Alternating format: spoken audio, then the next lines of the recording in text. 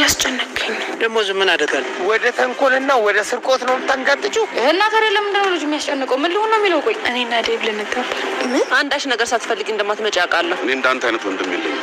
ወይት ትኩር ብለህ ካየክኝ ወድቄሽ ፊትሽ ይናገራል። የሆነ ነገር መሆንሽ አዴ እኮ ደውላ በቶሎ መሰለኝ። እኔማ ሚስቴ ጋር ነበር ስቅ ነገር ተናገርኩ። ሲጀመር ስለ አንቺ እንደሚያወራ ገምቼ ነበር። መቼስ ሌላ ሴት ናት ብለሽ አይደለም የተናደድኩት። ዴቭ እና አዴ ሊጋቡ እንደሆነ ለእናትሽ ሊነግራቸው ነው። አዴና ዴቭ ማለት እንዴ? ቆይ እሺ ባርኮትስ? ባርኪ እኮ እዚህ የለም። ለምንድን ነው የባርኪን ስም የምታነሹ? አይ ዴቭ አያደርጉም እንዴ? ለምን ደነገጥሽ? አባትሽ እኮ በጣም ነው ደስ ያላቸው። ዴቭ ሩታ ያችኝ ያለችው ነገር እውነት ነው? ምን አለችሽ?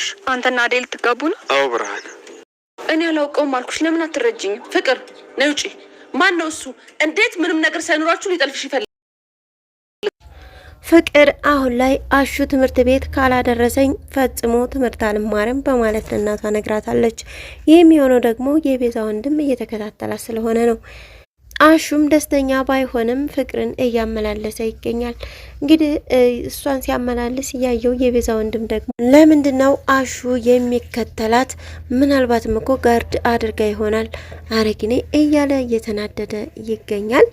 ፍቅር አሁን ላይ እንግዲህ ለአዴቭ ያላት ፍቅር እንጂ ከሌላ ሰው ፍቅር ከቶ አይታያትም። ነገር ግን ምናልባት ይሄን ልጅ ብታፈቅረው ዴቭን ልትተው ትችላለች። ቤዛም ወንድሟን አርፈ ተቀመጥ፣ ከኔም ካንተም የባሰች ኃይለኛ ልጅ ናት፣ ስለዚህ አትሆንም፣ አርፈ ተቀመጥ እያለችው ትገኛለች። ነገር ግን እሱ አይሆንም እያለ ይገኛል። ፍቅር ደግሞ እምቢ ስላለችው አሁን ላይ የባሰ እልህ ነው የሚይዘው። መንገድ ላይም እንግዲህ ይዟት ወደ ትምህርት ቤት ስትሄድ ይዟት ነበረ። ነገር ግን ባቡሬ በመድረሱ ያው እንዲለቃት አድርጓል። ባቡሬም እንግዲህ አስፈራርቶ ለቆታል። እሷ ጋር ሁለተኛ እንዳትደርስ ያለ ፍቃዷ ምን ልታደርጋት ነው ማለት ነበር ባቡሬ እየተቆጣው። በኪንጎ ፍቅር የወደቀችው ቅምጥል ደግሞ እና ማን ነው መንገድ ላይ ስታየው የሚያሯርጠን ሰው እናሳየኝ እያለች ትገኛለች። ሰላም ጤና ይስጥልኝ ውድና የተከበራችሁ ተመልካቾች እንዴት አላችሁ? እግዚአብሔር ይመስገን በጣም ደህና ነኝ። በያላችሁበት ሰላማችሁ ይብዛ እያልኩኝ ዛሬ ደግሞ ሰራተኛዋ አደይ ክፍል 159 ይዤላችሁ መጥቻለሁ። እስከ ቪዲዮ ፍጻሜ ድረስ አብራችሁ ቆዩ። ቅምጥል እንግዲህ ካላሳየኸኝ ማን እንደሆንኩ አሳየዋለሁ እያለች ትገኛለች። ኪንጎ ግን አንቺ ደግሞ የኛ ጓደኛ መሆንሽን ታወቀ ለብቻሽ ካገኘሽ ይጎዳሻል፣ ስለዚህ አንቺን እሱ ማወቅ የለበትም በማለት ለቅምጥል ይነግራታል። ቅምጥልም እንግዲህ በቅርቡ አባቷ እንደሞተ ሁላችንም እናስታውሳለን። አሁን ላይ አባዬ ናፈቀኝ፣ በቃ ብቸኝነት ተሰማኝ እያለች ትገኛለች። ኪንጎ እኔኮ አለሁልሽ በማለት ነግሯታል። ነገር ግን አንተም እኮ ከኔ ጋር አይደለህም፣ እቤት ስገባ በቃ አባዬ ይናፍቀኛል፣ በቃ አሁን ከፍቶኛል በማለት ነበር የነገረችው። ይህንን ነገር ተረጅኝ፣ ብቸኝነት እንዲሰማሽ ስላደረግኩሽ ይቅርታ፣ ነገር ግን ነገሮችን እስተማስተካከል ነው በማለት እንግዲህ ይነግራታል። ወደ ቤትም ተመልሳ እንዲሁም ለወንድሟ ለባቡሬ እንደከፋትና አባቷ እንደናፈቃት ነግረው ነበረ። ባቡሬም እንግዲህ እቅፍ በማድረግ አይዞሽ የኔ እህት፣ አሁን ምን ተሰምቶሽ ነው እሱን ልታስታውሽው የቻልሽ? በቃ አሁን ህይወትን ወደፊት ነው ማየት ያለብሽ እያለ እንግዲህ እህቱን መክሯታል። ለሊና አዴም እንግዲህ ስለ ዴቭ እየተጨነቁና እንዲሁም ደግሞ እየተመካከሩም ይገኛሉ። ዴቭ እኮ ቀረ በማለት ለሊ ነገሩን አንስታው ነበረ። አዎ ቆየ፣ ግን መምጣት ያለበት ይመስለኛል፣ ውስጥ የሰላም አይሰማውም በማለት እንግዲህ አደይ ለለሊ ትነግራታለች። ምን ሆነሽ ነው አደይ? ይመጣል አሁን ደውዬለት ነበር በማለት ትነግራታለች። ለሊ ደውለሽለት ነበር? ግን ወደዚህ እንዲመጣ እፈልጋለሁ በማለት ነው እየነገረችው። ምክንያቱም ሄለን ወደዚህ መታ የነገረቻቸው ነገር እንዲሁም ደግሞ አባዬ ከሰማ ዴቭን ይገለዋል፣ እንዳይጣሉ ፈርቻለሁኝ በማለት እንግዲህ ያለውን ነገር ትነግራታለች ለሊ ማለት ነው። የአደይ አባትም እንግዲህ ዴቭን በስርዓት አውርተውታል ዛሬ። እሺ ልጄ ያለችው እናንተ ቤት ነው ወይ በማለት ጠይቆት ነበረ። አይ አይደለም፣ አሁን ላይ ተስራ ወጣ ለብቻዋ ከጓደኛዋ ጋር ነው የምትኖረው፣ በጣም ደህና ናት፣ ተመችቷታል በማለት ይነግረዋል።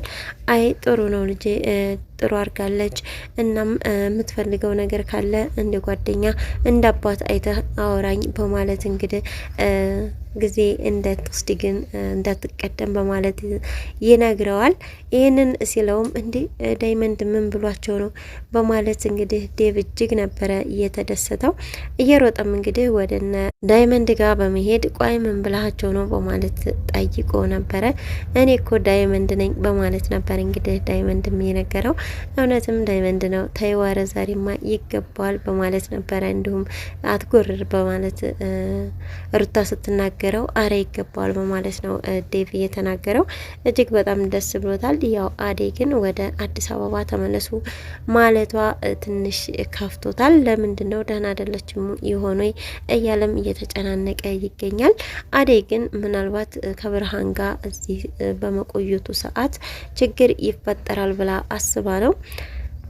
ዴቭም እንግዲህ የፍቅረኛውን የአዴን ነገር በመቀበል ወደ ከተማ ተመልሰዋል። ሌላው ደግሞ አሹና ሮማን ናቸው። እንግዲህ ሮማን የአሹን ፍቅር ልትረዳው አልቻለችም። በተለያየ አይነት ሊያስረዳ ቢሞክርም እሷ ግን ልትረዳው አልቻለችም። እስኪ አይኔ ነው እስኪ ልቤ እንዳብሽው እያለም እንዲሁም ደግሞ በዘፈንም ሊገልጽላት ችሏል። ነገር ግን እሷ በፍጹም ልትረዳው አልቻለችም። አሹም በቃ አንደኛ ፍርሃት አለበት፣ ነግሪያት ብትቀየመኝስ የሚል ሀሳብ አለበት። ሁለተኛ ደግሞ በተደጋጋሚ ጊዜ ሊነግራት ያስብና ከዛም በኋላ የሆነ ሰው መጥቶ ሀሳቡን ያቋርጠዋል።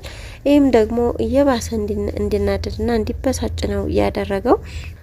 አለልኝና የአዴ አባትም እንግዲህ መጣላታቸውን የምናውቀው ነው። ምክንያቱም የሱ አሽከር መሆን አልፈልግም በማለት እንግዲህ የአዴ አባት ከሚያዘው ትዕዛዝ ወጥቷል። አለልኝ እንግዲህ ጫኔም ለምንድን ነው ግን ከሱ ጋር የታጣላው ብትታረቂ ይሻልሃል በማለት አለልኝን ነግሩት ነበረ። አለልኝም በቃኝ ደከመኝ የሱ አሽከር መሆን ሰልችቶኛል በቃ በማለት እንግዲህ ይመልስለታል። ለሊም እንግዲህ ለባቡሬ በመደወል ለነ አበበ ቤቱን አሳያቸው በማለት የሚከራየውን ማለትም ያክስቷን ታክስቷ የተቀበለችውን ቤት ለማከራየት አሳይታቸው ነበረ። ነገር ግን አበበ ቢመቸውም ሄለን ግን ይሄ ሁሉ ቤት ምን ያደርግልናል እጅግ በጣም እኮ ሰፊ ነው በማለት ጠበብ ያለ ቤት እንዲፈልጉ ትነግረዋለች።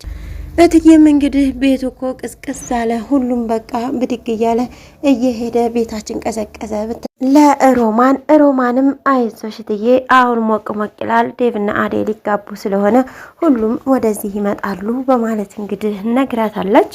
ለሊና ባቡሬ እንግዲህ የአሁኑ ሴቶች እኮ ሳታፈቅሩ አታገቡም፣ ድሮ እንኳ ታፈቀራት ታገባ ነበር እያለ ለለሊ ይነግራታል። ለሊም ወይኔ ግን ታድላ ልጅቷ በማለት እየተገረመችባትና እንዲሁም ደግሞ እየቀናችባት ትገኛለች። ላስተዋውቅሽ እንዴ በማለትም ነግሯት ነበረ። እሺ አይ በቃ እታወቃታለሁ በማለት ነው በመርበትበት እንግዲህ የመለሰችለት። ለሊም እንግዲህ ስለ ሌላ ሰው ማለትም ስለ ፍቅረኛው ባወራት ሰዓት እንግዲህ ትቀናለች። ምናልባት ባቡሬ መቼ ይሆን ሊነግራት የሚችለውና ደስታዋን ልትገልጽ የምትችለው መቼ የሆነ ሁላችንም በጉጉት የምንጠብቀው ቀን ነው። ለሊ ግን አሁን ላይ ህመሟ አልተሻላትም። ምክንያቱም በአጋጣሚዎች እየወደቀች ትገኛለች። ይህ ደግሞ መድኃኒቷን ያለ አግባቡ መውሰድ ነው። ከባቡሬ ውጪ መድኃኒትሽን ወሰድሽ የሚላትም የሚጠይቃትም ስለሌለ አሁን ላይ በድጋሚ ልትወርቅ ችላለች። አደይም የሰው ያለህ ድረሱልኝ እያለች ነበረ። ምናልባት ባቡሬ ይመጣና ወደ ሐኪም ቤት እየወስዷት ይሆናል፣ ወይም ደግሞ ስልክ ልትደውል ትችላለች። ለሊ ግን ምንም አይነት ችግር እንደማይደርስባት ተስፋ እናደርጋለን።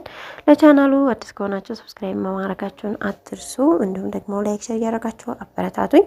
አብራችሁ ስላላችሁ ስለምታበረታቱኝ እጅግ በጣም ነው የማመሰግነው። ያላችሁበት መልካም ጊዜ እያልኩኝ ሰናበታችኋለሁ። ሰላም ለሀገራችን፣ ሰላም ለሕዝባችን።